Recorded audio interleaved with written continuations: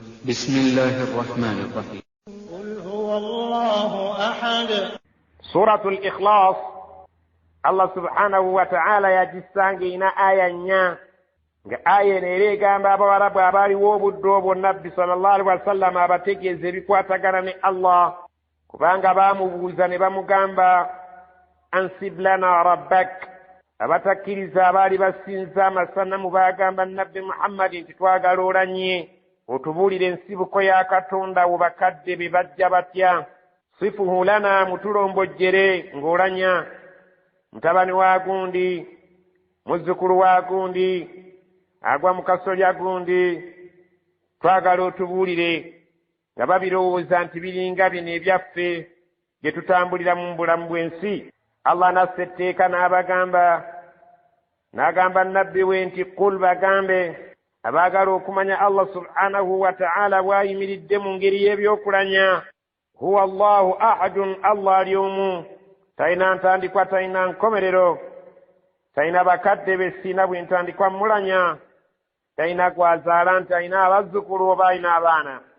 Ahadun ali bwannamunigina bwa ppeke, ekyo kibategeeze nti gw'osinza bw'atyo bw'afaanana. Allahu samad.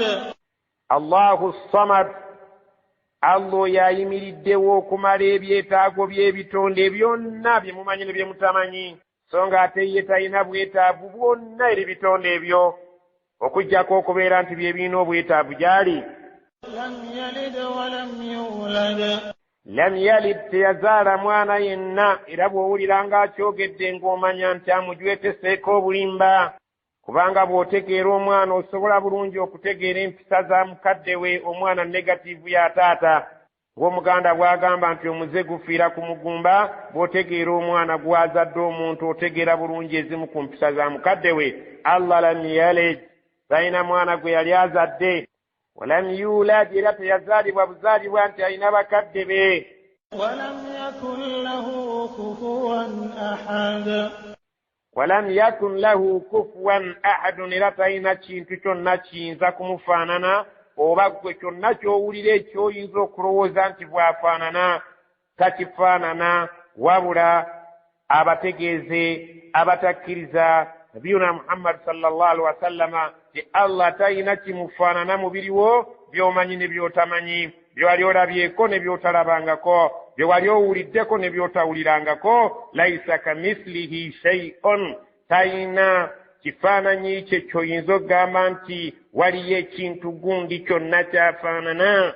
Wa huwa as-sami'u al-basir, Allah muwulize, awulira buli kintu kyonna mu mpulira eteetaaga kubeera nti abuulirwa nti kino kiwulire. Walbasir, albasir arabe nnyo, atalina kintu ky'oyinza kumugamba nti kino kirabe ng'omubagulizaako ng'alinga atakirabye nga bw'eri embeera y'obuntu. Oye Allah Muhammad sallallahu alaihi wasallama bw'alina okubeera nti asinza n'abagoberezi be.